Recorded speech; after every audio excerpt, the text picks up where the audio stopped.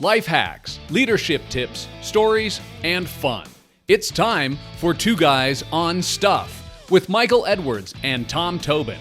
They're executives, entrepreneurs, and great friends. And this is a conversation about values-based, purpose-driven leadership that can transform you, your organization, and the world. Now, let's hear what stuff the guys are talking about this week. So, welcome to Two Guys on Stuff. I'm Michael Edwards, and this is my good friend, Tom Tobin. Tom, I'm so excited to sit down with you and record our inaugural Two Guys on Stuff. I know we've got some amazing content to bring our audience every single week. Absolutely. You know, as I thought about this first episode, I thought it was important for our listeners to really understand a couple of things. Why we're doing this, what they stand to gain by listening to us each week, and lastly, how on earth did we come up with Two Guys on Stuff? Yeah. And don't forget fun. We want them to have fun. Absolutely. The other F word, fun. So first, let's talk about the why.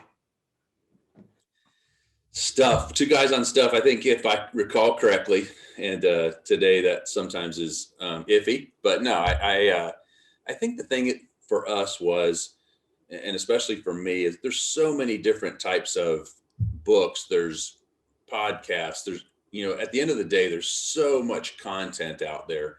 And we were trying to come up with these creative ways of describing what it was that we were going to do and how we can contribute. But it really comes back down to those stories in our experience, those stories in our life, and the stuff around them that somebody else may be able to relate to. Somebody else can connect to that. And when we tell stories, especially about stories about ourselves and our own experience, it helps people have context around who we are. So, and at the end of the day, we weren't trying to be super creative and come up with this fantastic new name. It really is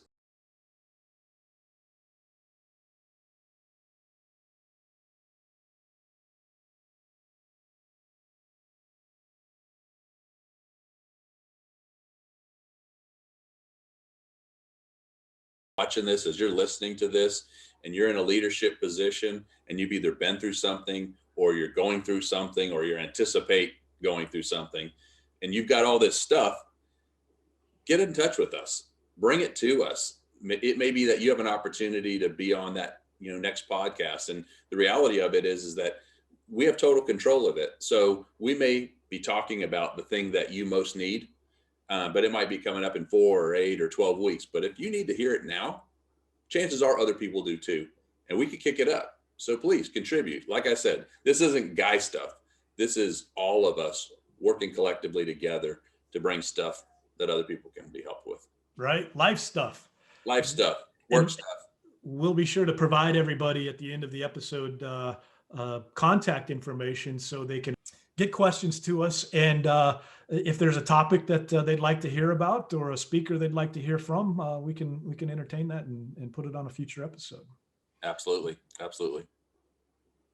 Hey, so I'm sure everybody wants to find out how you and I, Tom and Michael, Two Guys on Stuff, came together. Yeah, what's the story? Oh my gosh, that's hilarious. Well, it wasn't funny at the time, and I still find it funny. But now we're at church. Michael and I know each other, professionally, but also personally. And we're at church one day, sitting there, and to be honest with you, I didn't want to meet anybody. I specifically said to my wife. She said, "Why don't we go introduce ourselves to somebody today?" That's my wife. She looks for people that may not seem like they're connected, or are new. And she's very invitational. She wants to go greet them. She wants them to feel warm and loved. And that's a wonderful quality about her. And I said, today, Sherry, I just want to sit here in my bubble and I don't want to be outgoing, which is terrible. I know I'm at church. I'm not supposed to be like that, but I just wanted to be in my bubble. And I thought, well, if I go to the bathroom, then she can't possibly drag me into this. And I'm going to go wait until the songs start. So I come back just about the time that the songs are getting ready to begin. And Sherry, my wife, is talking to Michael. And as you know, your wife, Sherry, and you guys had just visited. I feel so terrible about the way that I had that attitude about not meeting people when here we become such great friends, business colleagues. But yeah, that's how it began. It was just, I wanted to sit in my own stuff and didn't want to meet anybody, but there were other plans for us that day. So that was pretty cool. Isn't that funny? Yeah.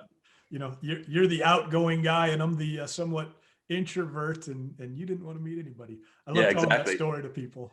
Yeah, that was the one day I tried to be an introvert, and that look what happens when you try and be something that you're not. You're going to be confronted with an opportunity to be the real you, right? Every day, all Yeah, day long. I love that. exactly. Yeah.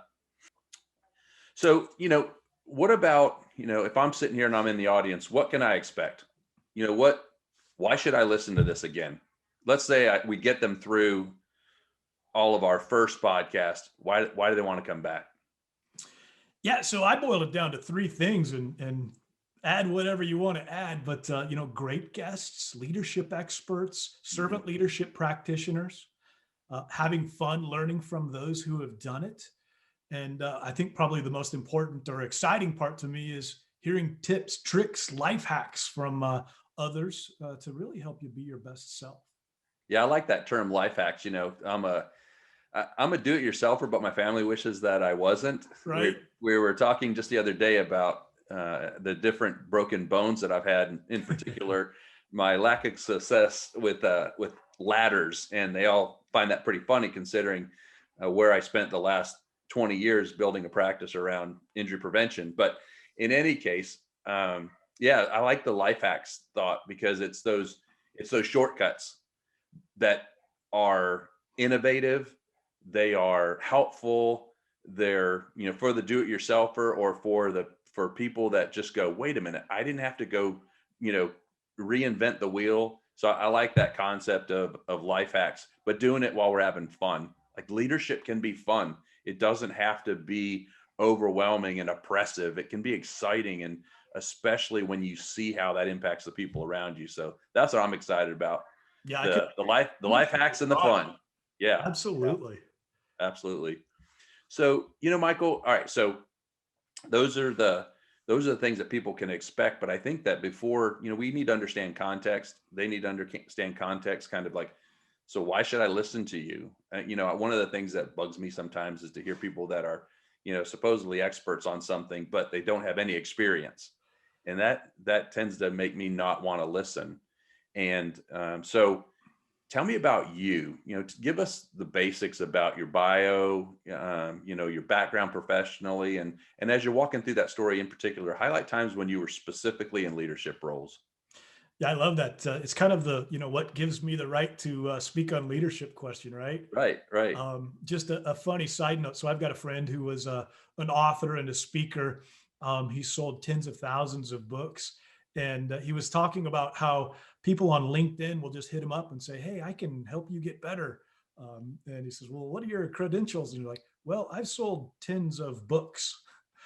So kind of a funny side note into that. Well, I'll tell you, from an educational perspective, I've got my bachelor's degree in organizational leadership and management from Friends University. And I have spent the last 25 years being a student of leadership. I go back to when I was in my early 20s, and I had two really interesting opportunities, two very different paths put in front of me. And, when I talk about leadership in my 20s, I have to use air quotes because I had no clue what leadership was. Right. So 20 years old, and I was working for Radio Shack Business Products. It was a B2B arm of Radio Shack that we all know and love. And we were selling computers and phone systems to businesses. And, one day my boss came to me and he said, hey, I'd like to make you the sales manager. I'm 20 years old, man. That sounded like a great deal. So here I am running an outside sales organization and running a retail store, a Radio Shack retail store at the same time. While I was doing that, I was a volunteer at my hometown's fire department.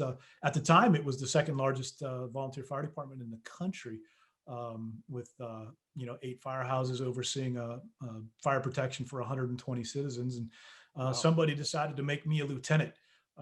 which again, I'm 20 years old, man. I'm all for it.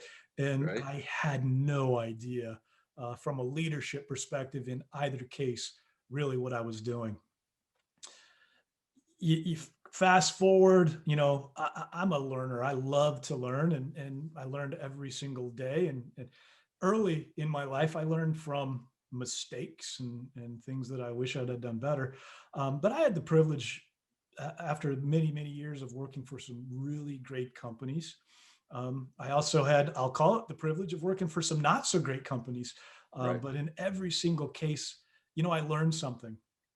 And, one of the neatest companies that I had the opportunity to work for was a wireless company. And I led the large business organization for this wireless company. And it was the first time where I was really able to see firsthand a really vibrant, values-based, people-centric culture.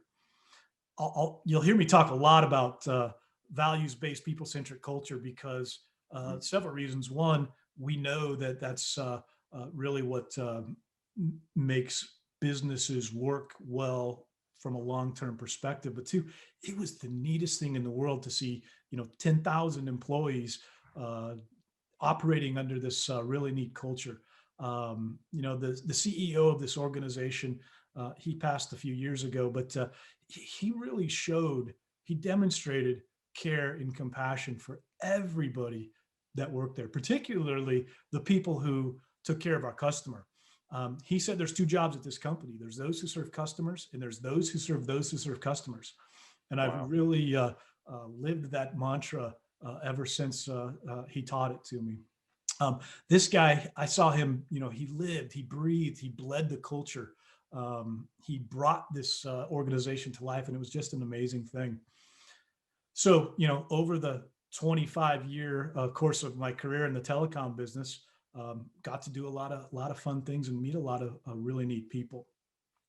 Wow. So, I mean, that's incredible. You think about, that all of a sudden 25 years have gone by and, you go from kind of a dual role, but it sounds like you've always been involved in some level of ongoing servant leadership as well. Your time working as a firefighter and then 25 years of developing yourself as a professional or you developing as a professional and understanding some of those nuances. So tell us about that. What were like just 2 or 3 key leadership roles that you had, if you haven't already? And within the context of those, what were maybe 1 or 2 significant high or low growth points? I think it was really important what you said about sometimes we learn by seeing what to do, and sometimes we learn by seeing what not to do. So we can learn whether we have a great leader or a terrible leader, right? And there's probably people listening right now that are like, oh my gosh, yeah, mine, whether, it's politics and we're not going to go there, but business, we can learn even in a terrible situation. And so that is more about our attitude towards that experience for us. But what about you? Maybe 1 or 2 key leadership roles and along with those, some highs or lows that really impacted you and developed you into the professional that you are today. Yeah, I'll tell you, what's interesting is the key leadership roles that I'm going to talk about are also 2 of the pivotal moments in both my personal and professional life. And one of them was back in the late 90s.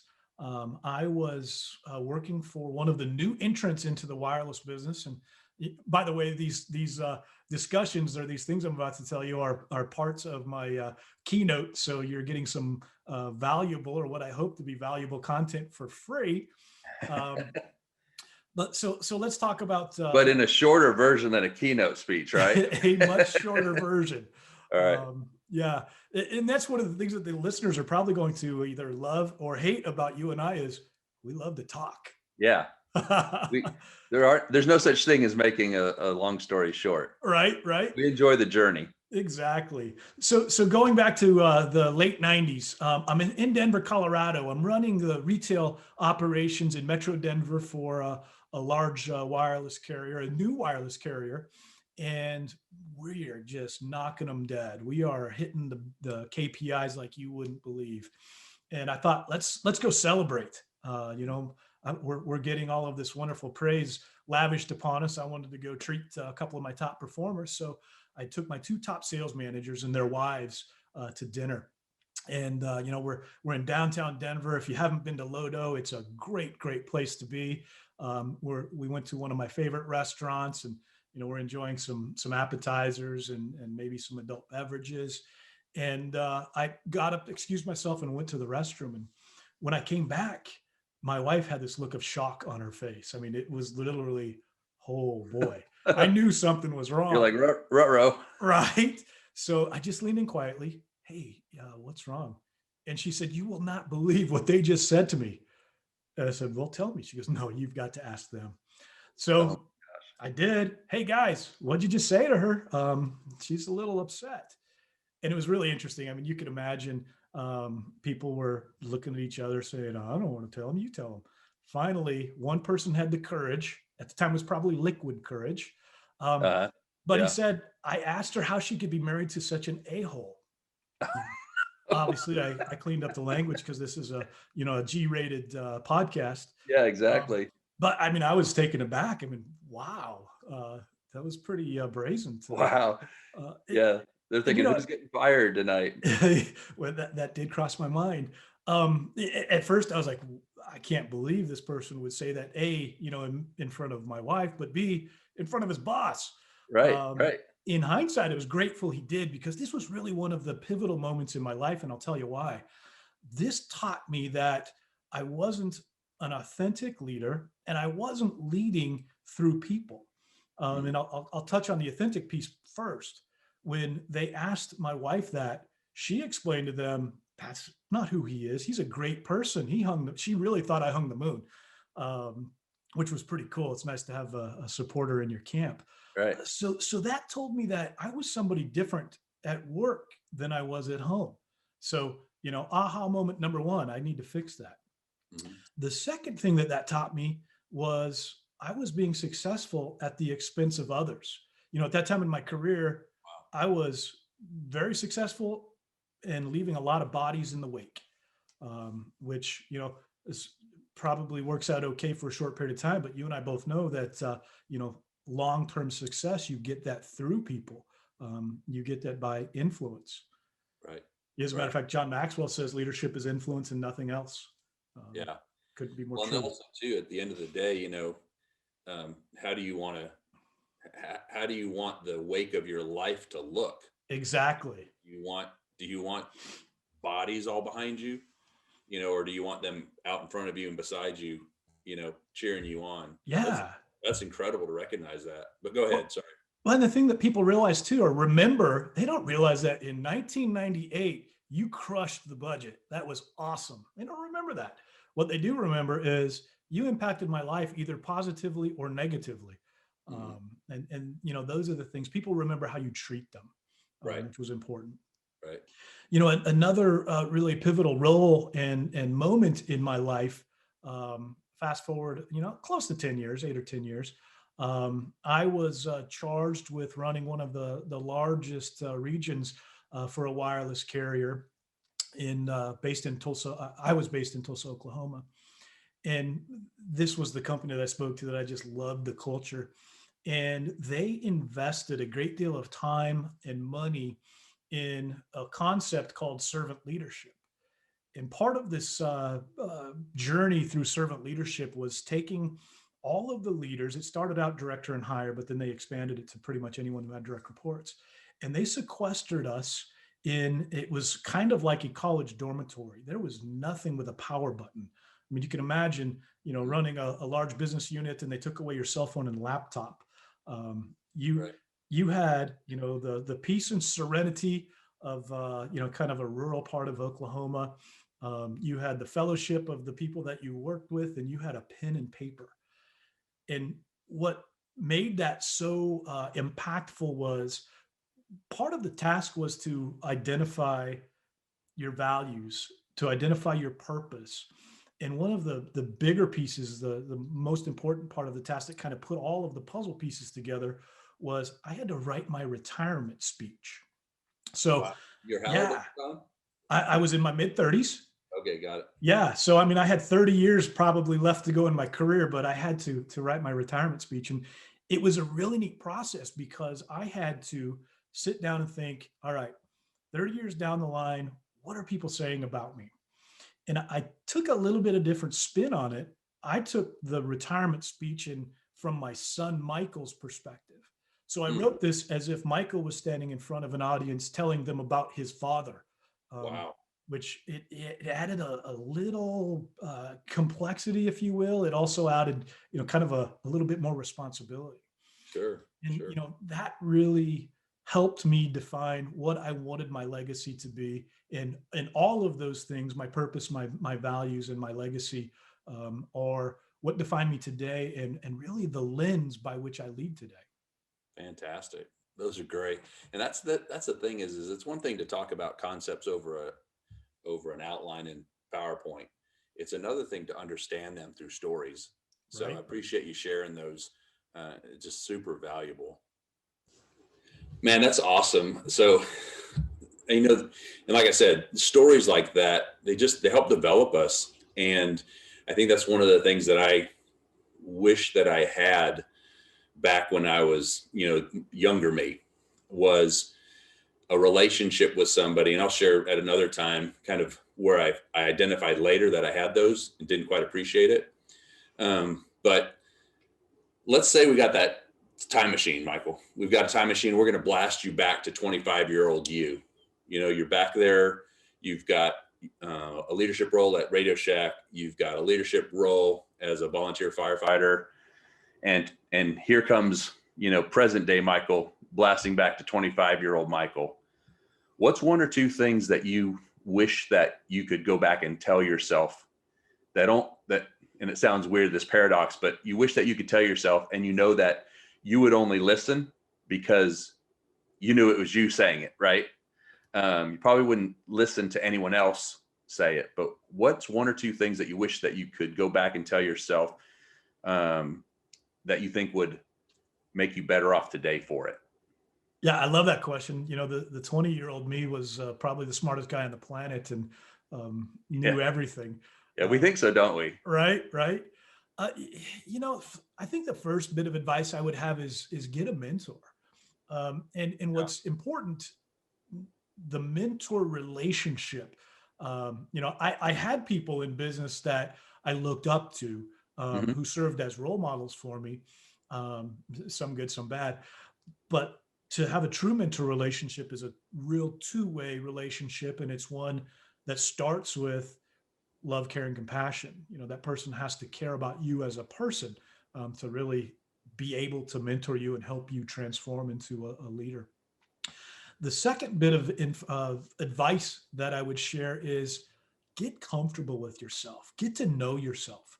I talk about the exercise going through where I understood my purpose, my values, and really my legacy. Mhm. If I could have done that when I was in my early 20s, I don't know, where would I be sitting today? Right. And the last bit of advice I have, a lot of leaders struggle with this, but you've got to love everybody. We think that love is in the workplace. The word love in the workplace is a bad thing, and it's really not. Mhm. Matter of fact, the company that I talk about that just had this wonderful, vibrant culture, they surveyed their employees every single year.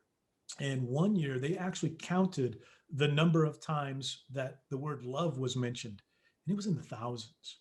Wow. Yeah, it was just amazing. So, I tell people you've got to not only love people, but you've got to demonstrate that love. You've got to demonstrate that love not only for them, but for their families. Yeah. When you're leading a large organization, you've not only got the obligation of caring for the people that work at your company, but you've also got the obligation of caring for their families. It's quite an obligation. Mhm. So, get a mentor, get comfortable with yourself, and love everyone. Those are the three bits of advice I would give to a 20-year-old Michael Edwards. Yeah, you're saying that, and I'm in the back of my mind, I'm singing all we need is love. But, Right? love in the proper context, it should raise issues of compassion and empathy and Right. care and concern and understanding. And, unfortunately it's used for everything from, I love this hamburger, to, oh, I love that movie, to, the relational love, I love my wife. But, it's a spectrum, and there's that component to it. I really appreciate you capturing that in terms of having a love or a concern, a care, a compassion, and empathy for the people that work for you, that are looking up to you, and looking at you to be an example.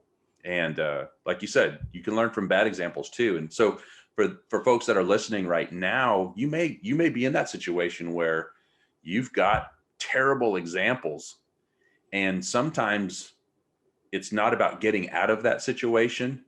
It's, what are you going to get out of that situation? Not when, but what are you going to get out of that situation? What are you learning about, that piece, and how you don't want to be in the future.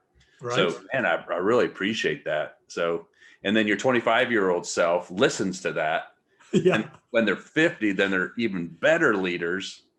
So it's just this cycle that goes back. Every 25 years, we send ourselves back and enhance who we are, right? But unfortunately, fortunately, we only get one crack at this. And so being able to help people be a better version of who they are today doesn't mean that they're a terrible version of who they are today.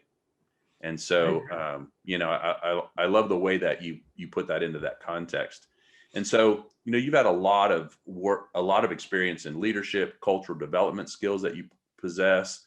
Is there a certain group of people in the audience listening that you feel like should take the greatest note of this, or how might you have impact on them personally, or in the case of a CEO or executive, how might you impact their organization if they were to have a conversation with you, if you were to work with them?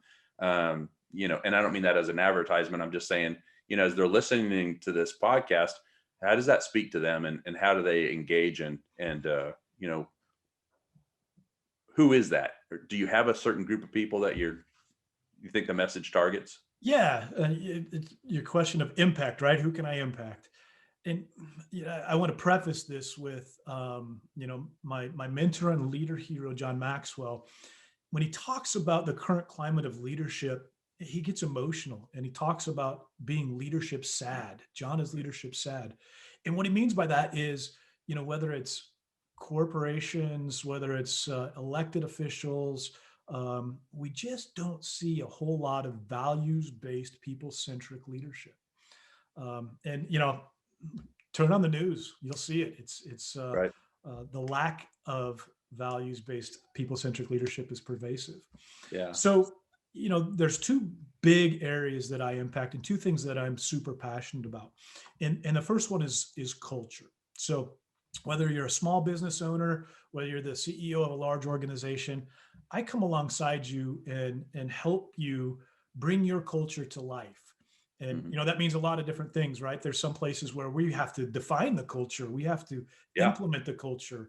The thing about culture is it happens, whether you're intentional or not, it's going to happen. So, let's plan it, right? Let's build it. So that's one of the ways that I help businesses, organizations, leaders, and that culture helps them achieve their goals in a real meaningful way. Right. The second area that I'm super passionate about is the leadership and development side of the house. In simple terms, I help leaders get better. That's a very simple phrase for what I do. How to do it is very complex, from understanding goals and objectives, and diagnosing and troubleshooting, and coaching for transformation. So those are the two big areas that I'm very passionate about and can help. Well, that's huge. I don't think anybody at any given time should just act as though they've arrived. It's like, I got it all together. We all have something that maybe needs to be chipped away at. And whether it's, I won't say a bad behavior, but I'm just saying, it's a behavior that isn't conducive to being an empathetic leader or an effective leader, and depending on how you define that. So, being able to help people at different phases. And for us, bringing stuff to the table, stories, learning stuff by bringing stories about stuff to people who are going through stuff. Right. Right. So yeah, just keeping it simple, And as it relates to that, what's one or two things that they could maybe start doing right now to begin taking inventory? Yeah, great question. I wanted to jump back really quick because you said something that was pretty profound in that leadership is a journey and it's a learning process. Right, And right. one of the times that I can go back and say this is where my leadership really changed for the better was when I decided that I really wanted to learn. I wanted to invest in myself, to learn about myself. I wanted to invest in myself to learn about leadership practices. And go back to 2006 in this workshop in Tulsa, Oklahoma, and picture this large room. It's probably a 5,000 square foot room, and there's 8 leaders standing against a wall of this room. And the gentleman who was facilitating this is one of the most brilliant servant leadership minds I've ever known. His name is Jim Gustafson. Just an amazing, brilliant man, and probably one of the kindest, compassionate people you'll ever meet. He's got us standing at this wall, our backs up against the wall, and he talks about our leadership journey. And he said, picture 1 foot out. That's where you are right now. Look at the wall that's probably 30 feet down the hallway.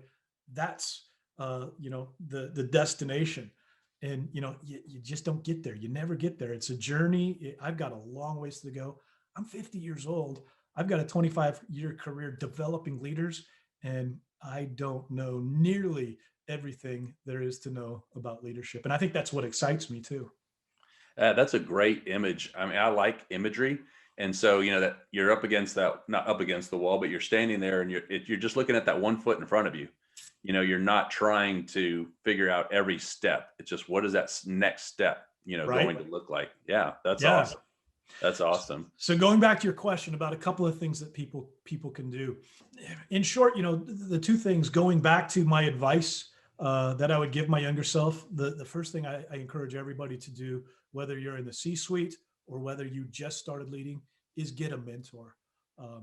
Mentorship is so powerful. And again, leadership is a team sport. If you're going to grow, you need to grow with someone.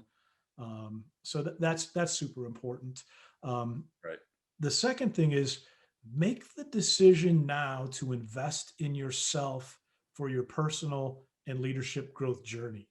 Right. We get so caught up in moving 100 miles an hour that we just don't think about ourselves and self-care and the things that we need to do to become better leaders. So, invest in yourself, spend the time. And that could mean a million different things. That could mean, spending an hour reading a book. That could mean attending a webinar. That could mean, getting some 360-degree feedback. Could mean a lot of different things, but investing in yourself right now is super important. Awesome. So, that's a good segue because, here we all been through 2020. And I think many people are looking for 2021 to be a light, at the end of a long tunnel and praying it's not a train. And so at the same time, though, I get the sense that, okay, if you don't do anything differently, then how can you expect to be able to grow out of 2020, not just get out of it, but how do you expect, or how do you look for the different changes that it could make in you and your organization? So what impact do you think that, 20 had on organizations from that cultural and development standpoint?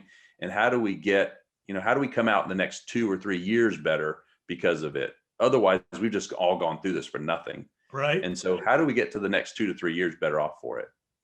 Yeah, here's the interesting thing, Tom. So March is really when the pandemic started, scaring the heck out of people. Economy shut down, businesses shut down, and everybody and their brother came out with, here's what you need to do now to be a successful leader in this new environment. And I was reading, I was watching, I was listening to all of these folks, and in the back of my mind, which quickly moved to the front of my mind, I'm thinking, no, you don't have to change your entire leadership style to be successful in this environment. As a matter of fact, you need to hearken back to what made you successful as a leader and that foundation to be successful as a leader. I don't know who said this quote, but they say that you can't measure the worth of a crew in calm seas. And I probably butchered that quote, but it's one of my favorites because it really speaks to where we're at right now.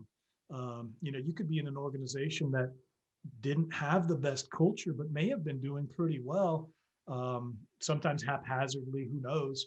But when you get into the rough seas, that's when things start falling apart.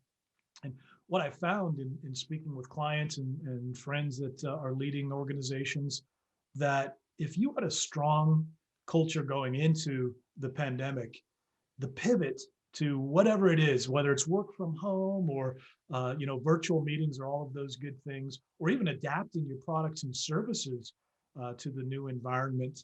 When you think about what the restaurant industry had to do and Right. pivoting to outdoor dining and things like that, they had to get smart about that. And if you had a strong culture to start with, you were able to make that happen. And sadly, chances are, if you didn't have a strong leadership foundation before it started, or if your company didn't have a strong culture before it started, you're probably floundering right now.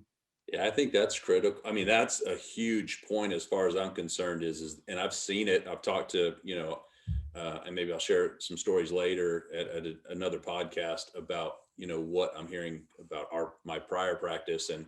But I've talked to other clients and past clients, and that one thing that you just said, those that had intentionally built a good culture, weathered the storms of last year much better than those that did not. And I liked your point about you will have a culture.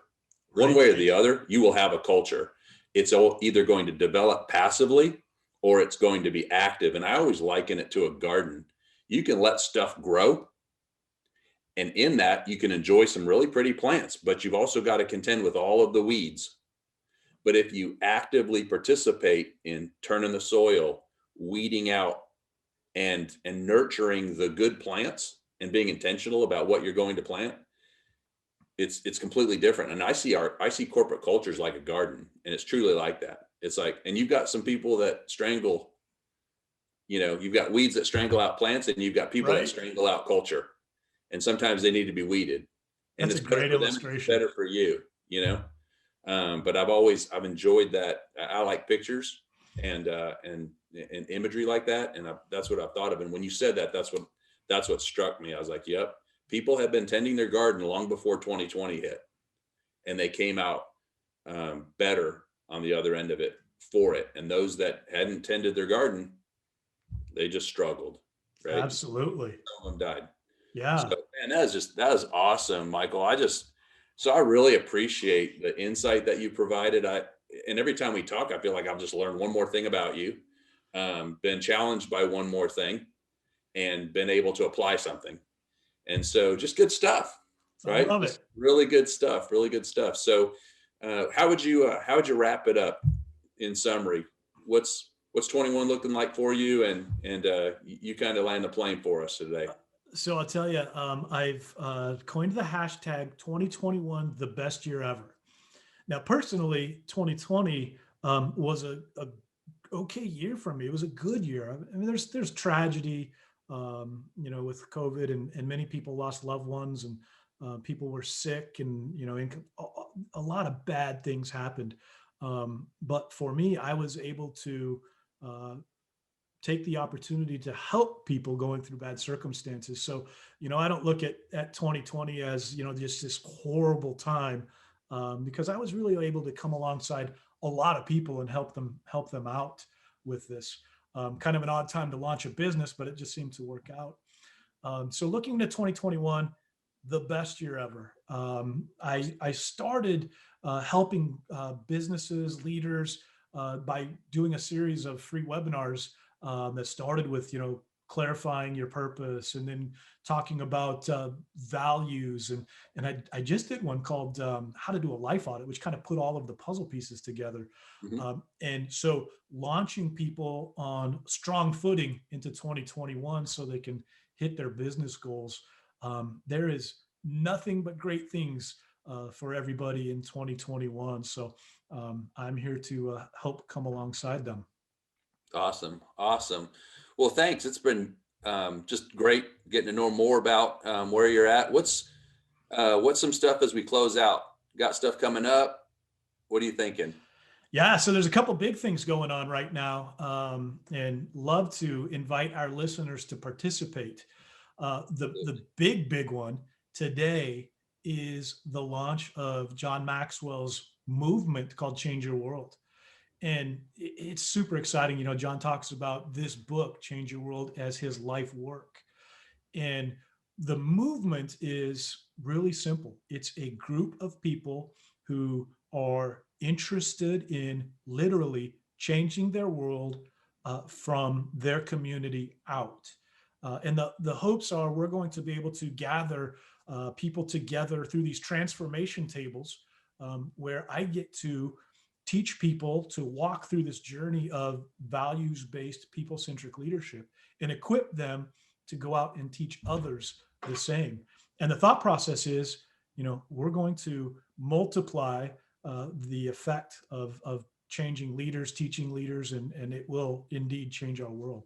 So that's very exciting. Those transformation tables, they start here this week, and will be held for the foreseeable future. Fantastic. So how can our listeners contact you? Yeah, great question. So my email address is info @edwardsgrouptx.com. My phone number is area code 830-446-3362. Mm-hmm. You can find me on Facebook and YouTube at the Edwards Group of Texas. And then last but certainly not least, my website, www.edwardsgrouptx.com. Fantastic. Well, look, Michael, it's been great getting to know you more, and hopefully getting to know our listeners as time goes on, and they begin to participate, bringing stuff to us. We'd love to help them with their stuff, and consistent with our mantra, just two guys on stuff, and looking forward to walking this journey with you. I love it, brother, and I really, really appreciate it. All right, you take care. Thanks for listening to Two Guys on Stuff. Tune in next week as Tom and Michael talk more about leadership stuff, life stuff, helpful stuff, and maybe even your stuff. Until then, keep your stories fun